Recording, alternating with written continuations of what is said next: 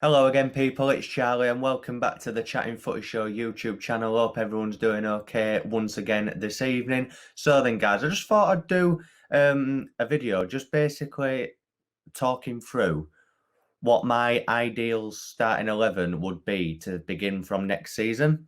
Obviously, there's a lot of rumours about certain players that we're going to bring in during this summer, and if they do come off, it will be amazing. And hopefully, Leeds can push on for the European places next season. I know it's still quite possible this season, but first season up in it, so I would just be happy with around the place start Leeds are at the minute, if I'm being honest. And then next season, with the right additions, we can properly push on for the European Conference or the Europa League or anything like that. So we'll get into my ideal 11 in just a second. But as always, guys, please smash that like button. Comment who you think should be in our 11 as well, which new signings you'd like in, etc. It'd be good to engage with you guys.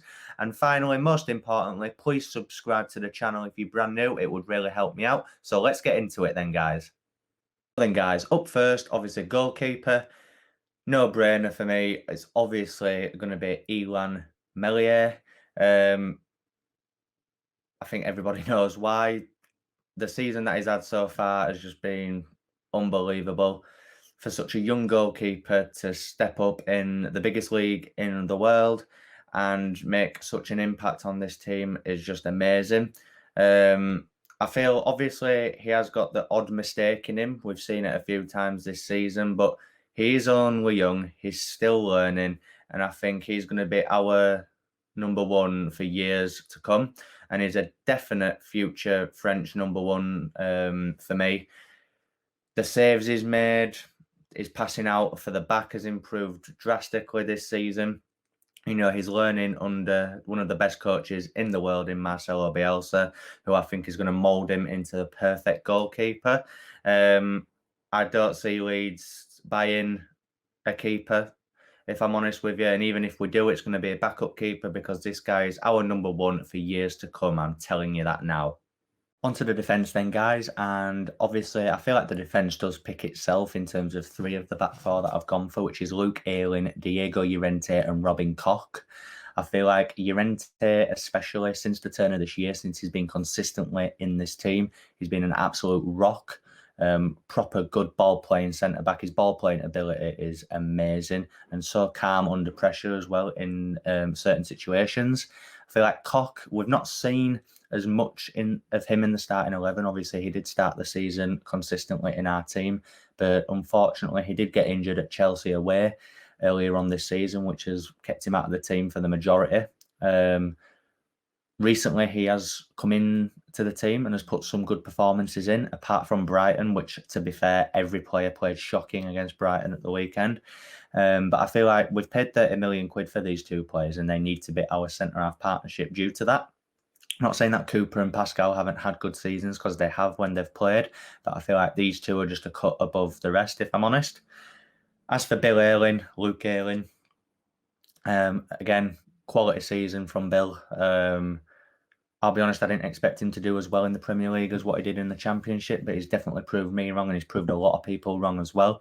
At one point, I think he had most progressive runs in the league or something daft like that, which is amazing for him and should give his confidence a world of good. He was even spoke in the England conversation, which is just amazing given his journey into the Premier League. We don't need to buy another right back. I feel like Ayling's made that position his own. And I feel like if we were to bring another right back in, if he was injured or something, I'd just get maybe Drama from the under-23s, who's had a good season for them. So yeah, onto the left back. I'm going to try and pronounce his name right. It's a player that Leeds have been linked with for the upcoming summer transfer window. He's from Ajax. I think he's called Tagliafico or something like that. I think that's how you pronounce his name, but if I'm wrong, I do apologise. From what I've seen of this guy, I mean, his attacking play, his defensive play are both amazing. And I can see why Leeds have been linked with him. He seems like a Bielsa sort of player. I think he's Argentinian as well, if I'm correct. Which should increase the links due to Bielsa and everything. I feel like if we did bring him in, that would be amazing. Alioski has done okay this season, but even if he does manage to get another contract at this club in the summer, I can't see him being our permanent left back. I know there's Barry Douglas that Leeds could bring back as well, but I feel like Douglas just isn't cut out for our team. And I feel like that's why we will bring Tagliafico. I know there's been an alternative left back being spoken about as well, a French one. Again, is his name Pavard or something like that? He looks really good as well. But if it was up to me, I'd get Tagliafico just basically on things that I've seen and what I've heard about him. Next then, guys, we will cover the midfield. Obviously, we'll begin with holding midfield, which I don't really need to tell you who is going to play there. It's the Yorkshire Pearl himself, Mr. Calvin Phillips. Again, I don't really need to explain in much detail why Phillips should be there. He's made that position his own. I think he is instrumental in the way that Leeds play. Everything goes through Calvin, and for me, as a future Leeds United captain, absolutely unbelievable season for him in terms of the Premier League and being made an England international. And he will rightly be in the England squad for this summer's Euros as well. Really excited to see how he gets on in that as well. But like I said, first name on the team sheet for me, instrumental in the way that Leeds play, unbelievable footballer, and he will only get better and better. As for the main midfield then, three of them are Leeds players that we already know, and the last one I will discuss in more detail. The three that we've already got, Rafinha on the right, Harrison on the left, and Stewie Dallas for one of the centre midfield roles. I nearly went with Rodrigo just based on quality and the price tag and things, but it's really hard for me to make a case that Dallas should not be in this team. Mr. Versatile himself, I know he started the season at left back, he's played right back, but centre midfield, he has made that position his own, especially within the last few months. Unbelievable player, really stepped up in the biggest league in the world, and he doesn't get spoken about enough in terms of pundits and things like that. He works his ass off every single game and deserves his place in the team for next season, at least just for the beginning, just to see how it goes, see if he can maintain that good form in midfield, which I'm sure that he can.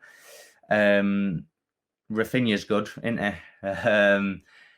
Unbelievable signing for Leeds. Of late, he's been injured and he did drop off a little bit. But I think it's expected, it's his first season in the Premier League, first season in England. But his skills, the goals that he's scored, the moments he's already gave us are just amazing. Again, I really hope he does stay this summer. I think he will. He needs to play in front of a packed out Ellen Road because he's not experienced that yet. And I feel like he'll be buzzing when he does. I feel like the top clubs will come in for him, but Leeds are not in a position to sell. It'd have to be a crazy number for us to let him go after just one season and not playing in front of the fans. But yeah, hopefully, if he stays from next season, he can push on his good form and help us get into the European spaces. As for Jackie Harrison, under Marcelo, he's come on leaps and bounds. First season that he was at Leeds, I was a bit unsure about him. Second season, he really turned me around. And then this season, yeah, he has had a little bit of dips in form here and there, but he's a very much confidence-based player, is Jack Harrison. And when he's on it, he is really on it. I can only think of that goal that he scored against Liverpool on the opening day, the one against Newcastle at Ellen Road. Like, he has scored some good goals this season and provided a few assists as well. So that's why he will rightfully have a place in my starting 11. I'm not saying Leeds might not go in for another left winger, but I feel like Jack deserves his space on the left side. As for the other centre midfield position then, a player that Leeds have been linked with since last summer, and hopefully he does make the move this summer, is a certain Rodrigo de Paul. Rodrigo de Paul is a player that Leeds have been linked with since last summer, as I did just say. Now, I'll be honest, before last summer, I'd not heard of the guy. I didn't know how good he was. But the clips that I've seen on Twitter, just online in general, when I've Googled him and had a look at his time in Italy, I mean, what a midfielder this guy seems to be. Goals, assists, composure in the middle of the park, defensively really good as well. I feel like if we can pull this signing off, we will definitely get Europe. And I really hope to God that we do. Can you imagine a midfield of Rafinha, Dallas, Rodrigo De Paul, and Jack Harrison? Like just imagine it at Ellen Road, packed out Ellen Road, witnessing that midfield would be fucking amazing. And let's hope that Victor Orta and Andrea can get this deal over the line once and for all. He keeps teasing us on Twitter, doesn't he? Does Rodrigo De Paul keeps replying to certain tweets, like giving hints that he does want to come to Leeds. He knows his Leeds, and hopefully this summer we can get that deal over the line, because what a midfield that would be. And finally, guys, up top, we're going for none other than Patrick Bamford. I feel like the season that he's had so far definitely would warrant him a start in next season's 11. Definitely exceeded expectations and proved a lot of people wrong, including myself. I didn't think he was going to do as well in the Premier League as what he has done in the Championship. In the Championship, he went through dips in form, and I was thinking, if we go up, we need to sign another striker. And when we signed Rodrigo, I thought it was a done deal. I thought Bamford's going to be out of the team. We're going to play Rodrigo. But he's kept Rodrigo out of the team, and rightfully so. 14 goals this season, I believe, with 6 assists. He's got 20 goal contributions for a first full season back in the Premier League. It's unbelievable. And, again, like Ayling that I mentioned earlier, he's been spoken about for England and wrongfully got left out of that last England team. How Ollie Watkins got a place over Bamford, I do not know. I know Ollie Watkins managed to score, but it was against San Marino. Bamford should have been in that team. Should be in the Euro squad for me, or at least be within a shout. He probably won't get it now because he has dipped in form a bit of late, but he does go through those spells. We all know that as Leeds fans, but I feel like without Bamford in that team, we are a completely different outfit and we play differently. The press is not as high. When Bamford came off against Brighton the other day and Rodrigo came on, Rodrigo did not press nowhere near as much as what Bamford does. When Bamford goes off, we lose something. Even if he's having a quiet game, we just lose something on that pitch. And that just shows the impact that he has on our team. And I feel like with a midfield of Rafinha, Dallas, Rodrigo De Paul and Harrison in behind him, I feel like he's going to get that service that he's lacking of late. And hopefully he can come on leaps and bounds and actually get into an England squad next season, because I feel like he definitely has the potential to do so. So then, guys, that concludes this video for tonight. Hope you've enjoyed it. As I said at the beginning, please comment your opinions on who you think Leeds should sign, what your starting 11 would be, any changes to my team that you would make.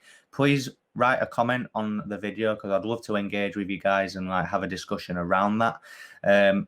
Like the video as well, that would really help me out. And more importantly, please subscribe as well. I'm really wanting to grow this channel into something really good and build a good community over on the Chatting Footy Show. So please subscribe, and I will see you in the next one.